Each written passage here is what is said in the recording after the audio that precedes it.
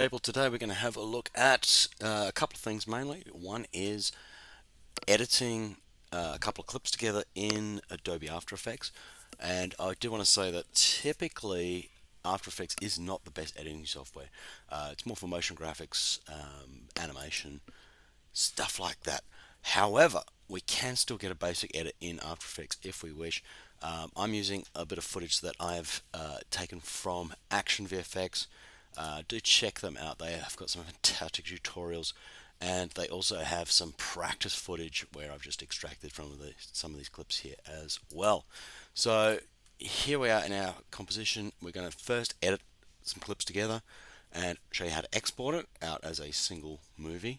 And then I'm going to show you the opposite procedure, which is bringing in a movie or something maybe someone's supplied you or director supplied you that you may want to start splitting up into individual components for adding visual effects and titles and stuff to those individual shots separately. So let's jump into it. I'm going to start just by dragging these clips into my project folder, and you can see them here. If you double click on them, they will give you a preview. Hit that space bar to preview what they are, but I'm going to turn that off. Remember, in After Effects, if you do create a if you do double click on something, it will open up in sort of its preview window. So these have got a particular size applied to them, and in fact, if you do open up, you get a little bit more information on them. And I can create a composition by dragging one of these to the composition icon, and that will start it up as its composition based on its size. I'm going to do something slightly different here. First thing, I just need to reset my workspace. This is something hopefully everyone should be aware of. Window workspace and reset, and I'm just going to reset to the standard one. So if you do lose any of your panels, this is a great way to go back and sort of get everything back to where you know where it all is. So instead of dragging this down, creating a composition from a clip, which is not a bad way of doing it, but I'm actually going to create a new composition. And you can click here, or you can go File, New, or Command Shift Control. Sorry, over here, New Composition. Command N. So composition, new composition, or just click New Composition.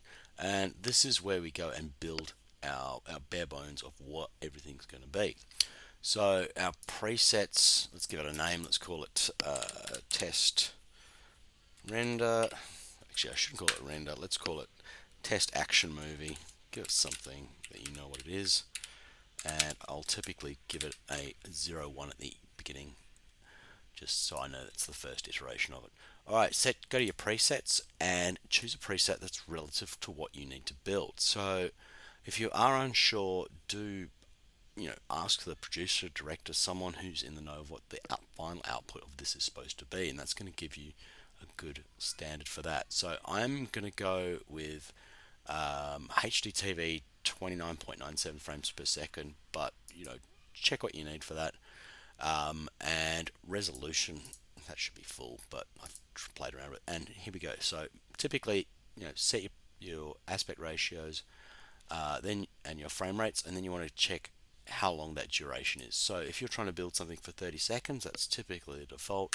If you're after a bit more or a bit less, you can go in and type that. So it goes frames, seconds, minutes, hours. Awesome. It's going to give you a background color of black by default. You can change that if you need to, but typically it's fine as it is. You can change your frame rate here if you do. I would typically mention that if you can check your frame rate of your footage and match it up to that first, all the better. Anyway, so there it is. So now we've got a composition. It is 40 seconds long. I am going to just start bringing these clips in one after the other. So I'm going to take this one in first, just drag and drop it there, and there it is there. Cool. And now if I do scrub to the end here, you can see we've got this little Action VFX icon, and I'm just zooming in here, and I'm just trying to find where that is. So I do want to trim that off. So a couple of ways we can do that is we can just move our playhead frame by frame, or if you hit the wrong one, the control or command, depending on Mac or PC, arrow key left or right, and that will move you frame by frame. So that will actually get you to the exact point of where that switches over. And then what you can do is you can go to the end of the playhead there, end of the clip, sorry, and drag that along. And if you hold down shift, it will snap to the end. Now it looks like it's peeking over a little bit. That's pretty normal. So, if you want to test it, hit that command or control key, and you should get blackness after that one, at least. Awesome. So that's doing what it is. But if I zoom out, what you'll notice is that I've got my control handles for this layer. It is larger than this composition that I've created. So that can be the case if you're bringing in, images and stuff from all over the place. It could be larger, it could be smaller, but we want to try and fit it. So to do that, what I'm going to do is I'm going to right click in that layer, and it could be in the layer here or on the layer panel. Right click and go to transform, and then I'm going to go to where is it? Oh my goodness, fit to comp.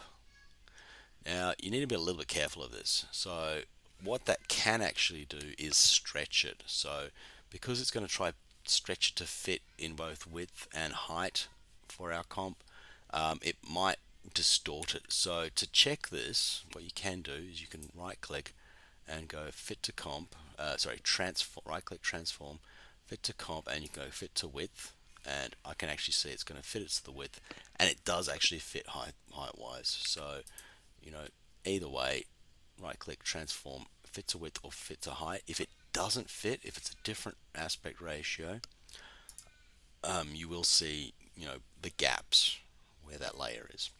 So hopefully that makes a bit of sense. Now it actually fits to my composition there. Awesome. I'm going to zoom out a little bit, and I'm going to bring in my next clip, and I'm going to drag this one and just drop it below. And I'm going to solo this, just hit that little solo button, and you can see it's just a little soldier dude, and he's running for some reason. So there it is there. So I'm going to unsolo that. So what we're going to see is we're going to see this bit of footage here, and then we want to fit where that next clip is going to start. So I'm going to click on there, and I can scrub this forwards and backwards until I get the position that I want it to be at. So I actually want it right from the beginning there. So it's going to clip, and he's going to run, and he's going to start running. I don't want to see this little jump at the end or the action VFX stuff, so I'm going to bring it so it still looks like he's running, and then I'm going to grab that end there and move that to the end of that playhead, again holding down shift to lock it in. Now while dragging is fine, there are occasions where this is going to be off your composition. It's the end of this clip is going to be off to the end, particularly as you do get to the end of your composition. So the shortcut to get that end of that clip to that playhead is option and square brackets. And if you use I'm going to use the right square bracket, so that's going to take the end. If I use the left square bracket, it's going to take the beginning. So option and right square brackets, and it's just going to snap that across to there. Likewise, if I move that here and I hit option and left square bracket, it's going to trim that down there, and then I'll have to shimmy it across. Again, hold down that shift key and it will snap it to where it needs to be. But I'm going to undo that. That's kind of where I want it to be. So I'm going to have city, this guy runs, and finally I'm going to grab this last shot and drop that in there. And let's have a look where that takes place. So again, if you do need to sort of solo this, you can hit that solo button, and you can trim your clip from here. So he's looking through the sides. So I might just make this a quick short clip here. So again, option square brackets, that's where I want to start, and around about there I'm going to go option square brackets and trim down. Awesome, clip. So now I've just got 3 shots in a row. Let me unsolo that. Shot, shot, shot, and again hit that space bar to play it back to give yourself an idea of the timing of it. And if you need to trim it down, go ahead. Now you'll start seeing the ghost of the previous clips here. So if you do need to adjust them, you can stretch them out again as required. So the next thing is, if you do want to add some transitions to this, After Effects does have some transition options, and essentially what you want to do for that is I'm going to start with this top layer here with the city, and I might just go and add a an effect to that. So I'm going to go effect, and down the bottom is transitions, and there's a few transitions in here that you could potentially play around with and do stuff. So I'm going to use like a card wipe, for example. So I'm just going to click on that. It's going to add a card wipe there, and you can see it's already in play here, and it's just going to be a matter of animating it. So sorry, I'm just going to zoom in a little bit. So you can see transition completion is currently 25%, and if I drag that through to 100, it's going to complete the transition. So that's basically how we can do this, 0 to 100%. But I do have a little problem as I'm transitioning that through. There's nothing behind it, so in order for you to get a transition, you do need your prior clip to be underneath. So unless you're fading to black or something like that. So if that's the case, I'm not really over impressed with this transition at the moment, but let's do it anyway. So I'm going to set that to 0, hit the stopwatch, and take that to the end when the other shot is going to be in full position, and take that up to 100. So during that period of time, it's going to whip through and give me that transition. And of course, there's heaps of other ways you can build your own transitions, and you can animate and add all sorts of things to this if you wish, just to make it more, relevant to your shot. So that's how we can do a basic transition. Again, you could just do animate the opacity of the layer as well, could be a good one. So you just go T, bring up opacity, and go, all right, we're going to go from 100, and by the time we get to there, we're going to get to 0, and it's just going to be a simple crossfade, easy as. So again, combine stuff, add stuff. You can download transitions. You can make your own. It's pretty flexible. All right, so there we have it. The only thing that's kind of you just need to do is if you are trimming your stuff, you do need to kind of keep shifting it across. But use those square brackets and all the rest of it.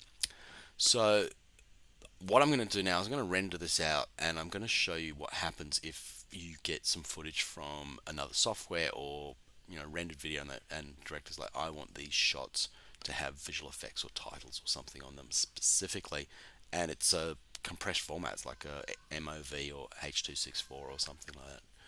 So what I'm going to do now is just render this out. I'm going to go File, Export, Add to Render Queue, and I'm going to go through the render settings. Typically I'll leave this as best settings. It's got some stuff for draft and that, but I'm going to typically leave those. Output module is asking you what sort of format you want to export this out.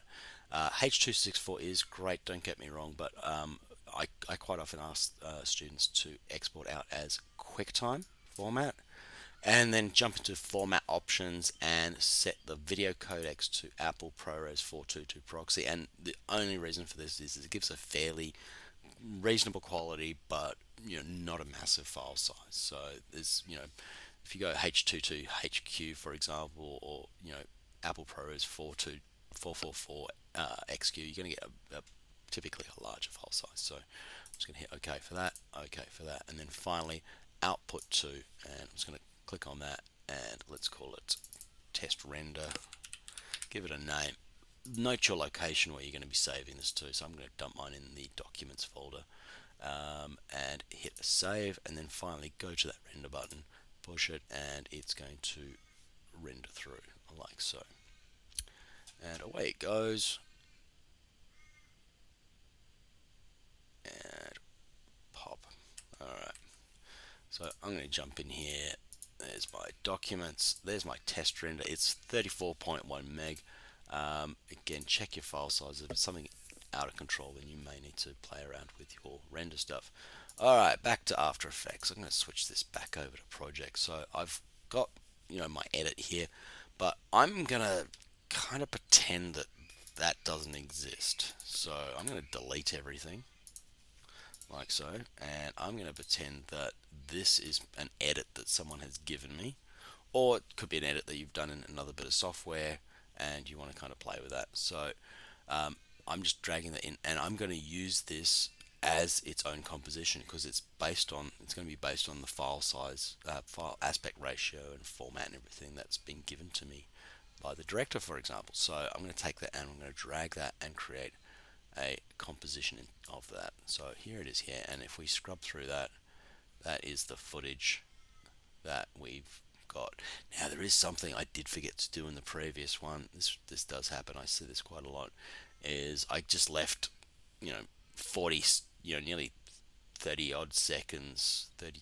What are we up to? About 31 seconds of darkness behind here. So if you do want to trim your composition down, a couple of ways of doing it. One is to just go to where you want it to end. So I'm going to go around about the 10-second mark. I'm going to go to the end of the work area, this little blue thing here, and drag that down. I'm going to hold down shift so it snaps to exactly where I want it. And then right click in here and go trim comp to work area. And that will trim it down, so now it's going to be 9 seconds and 29 frames. The other way of doing that, I'm going to quickly undo that. So I'm back to 40 seconds.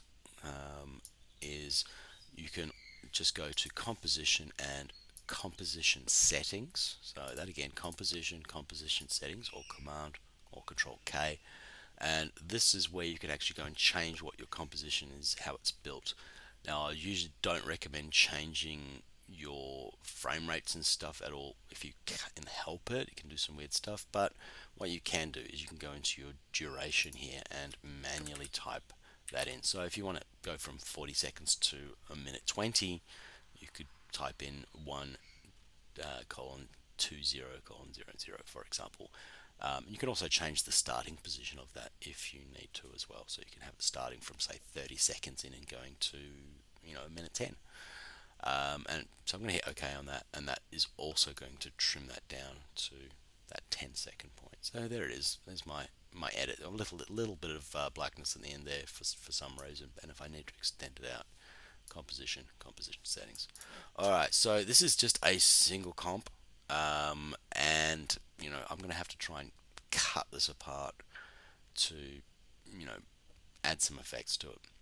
So I'm going to just do it really quickly with these two shots here. So I'm going from this guy running to this shot with the sniper, and I'm going to use that command or control arrow thing just to get exactly to that point. So we've got the dude running, and then the next one across is the sniper. So I need to start splitting this up into different shots if I want to manipulate them individually. So to do that, I'm going to go to edit, and I'm going to go to split layer, or shift control D, or shift command D. So if you can remember that one, it does save you a bit, but basically what that's going to do is it's going to suddenly split that, and now we've got that as its own little clip here, so you can see that there. And if I scrub through that until I get to the end of that, I'm going to just tap across until I get to that final shot right there, and again edit split layer. So I've got the blackness at the end, I've got the shot of the sniper, and I've got the shot of the guy running. There is that transition there. I'm probably going to make sure I get this clip from the end of the transition. You need to make judgments on that, and then once again edit split layer. Awesome. So now I've got beginning shot, this shot, this shot, this shot, all as separate layers. So that's kind of cool. I can't stretch out the clips because they've already edited together, but if I want to start manipulating this shot, what I can actually do, and this applies to the other way as well when we're editing shots together, is you can select the layer, you can right click on it and go to pre-compose, and you can give it a name, and then click on move all attributes to the new composition. And also what I'd suggest as well, particularly if you are editing or trimming the clip, the shot down, is adjust the duration to the span of the selected layers. So that way, if you've got a 2-minute clip and you're only using 3 seconds of it, you will only get that 3 seconds. And then hit OK. It's going to change color, but what we could do now is if we need to add effects or anything to that particular shot by itself, you can double click on it. It is now its own composition, and you can add text and titles and anything else you want to. So hopefully it's been of some use to you. We'll catch you on the next one.